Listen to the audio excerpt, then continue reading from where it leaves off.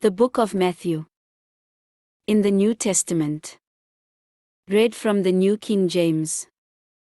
Matthew chapter 22 verse 1 through 46.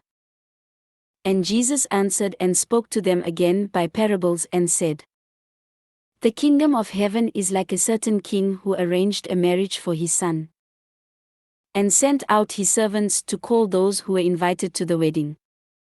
And they were not willing to come.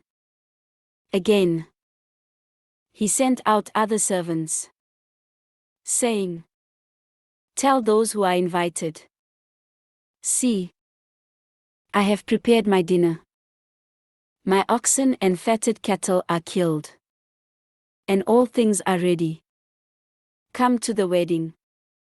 But they made light of it and went their ways. One to his own farm, another to his business, and the rest seized his servants, treated them spitefully, and killed them. But when the king heard about it, he was furious, and he sent out his armies, destroyed those murderers, and burned up their city. Then he said to his servants, The wedding is ready, but those who were invited were not worthy. Therefore go into the highways, and as many as you find, invite to the wedding. So those servants went out into the highways and gathered together all whom they found, both bad and good. And the wedding hall was filled with guests. But when the king came in to see the guests, he saw a man there who did not have on a wedding garment.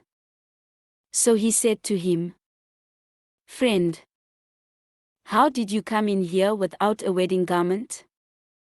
And he was speechless. Then the king said to the servants, Bind him hand and foot. Take him away, and cast him into outer darkness. There will be weeping and gnashing of teeth. For many are called, but few are chosen.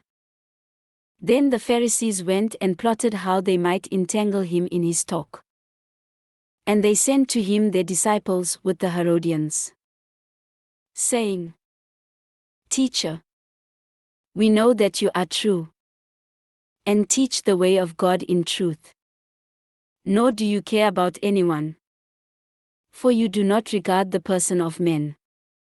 Tell us, therefore, what do you think? Is it lawful to pay taxes to Caesar, or not?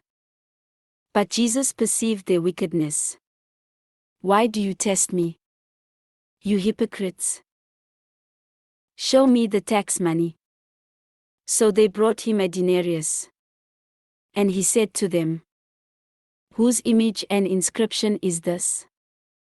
They said to him, Caesar's. And he said to them, Render therefore to Caesar the things that are Caesar's, and to God the things that are God's. When they had heard these words, they marveled, and left him and went their way. The same day the Sadducees, who say there is no resurrection, came to him and asked him, saying, Teacher, Moses said that if a man dies, having no children, his brother shall marry his wife and raise up offspring for his brother. Now there were with us 7 brothers. The first died after he had married, and having no offspring, left his wife to his brother. Likewise the second also, and the third, even to the 7th. Last of all the woman died also. Therefore, in the resurrection, whose wife of the 7 will she be? For they all had her. Jesus answered and said to them, You are mistaken, not knowing the scriptures nor the power of God. For in the resurrection they neither marry nor are given in marriage, but are like angels of God in heaven.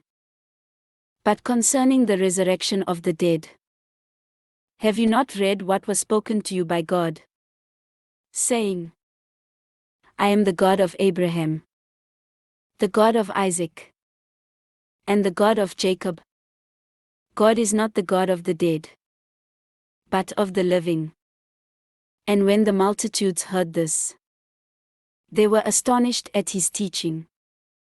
But when the Pharisees heard that he had silenced the Sadducees, they gathered together.